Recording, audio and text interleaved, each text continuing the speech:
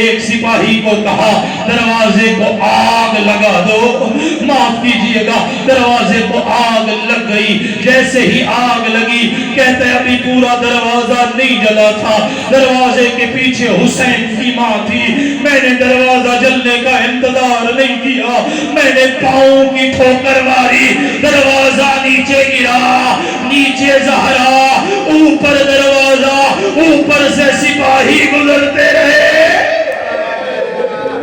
کہتے میرا غصہ یہاں پر ٹھنڈا نہ ہوا، میں اندر داخل ہوا، زہرا آوازیں دیتی رہی، ہم نے رحم نہ کیا، ہم اندر گئے، ہم نے علی کو گرفتار کیا، ہم نے رسیاں اٹھائیں، علی کے گلے میں رسیاں ڈالنا شروع کی، ہم علی کو رسیاں پہنا رہے تھے۔ ادھر سے زہرا نے کہا فضا مجھے سہارا دے، میں محافظہ امامت ہوں۔ زہرا محافظہ امامت بن کے اٹھی، زہرا نے علی کے کمر بند میں ہاتھ ڈالا اور کہنے لگی خلو ابن امی، چھوڑو میرے وارث کو۔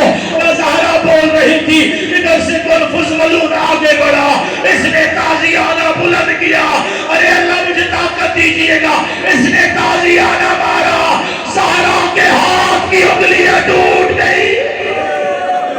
جزاکم اللہ، اللہ نوازوں کے اوپر رحم فرمائے۔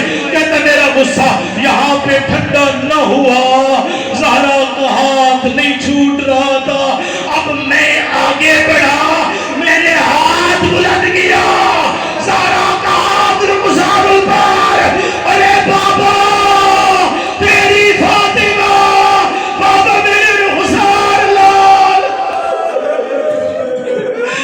اللہ نوازوں کے اوپر رحم فرمائے۔ آخری جملے، اس لیے میں اکثر کہتا ہوں جو مانتے ہیں نا زہرا کی شہادت کے گواہ پیش کرو، میں کہتا ہوں زہرا کی شہادت کے 3 گواہ ہیں، ایک جلتا ہوا دروازہ، دوسرا محسن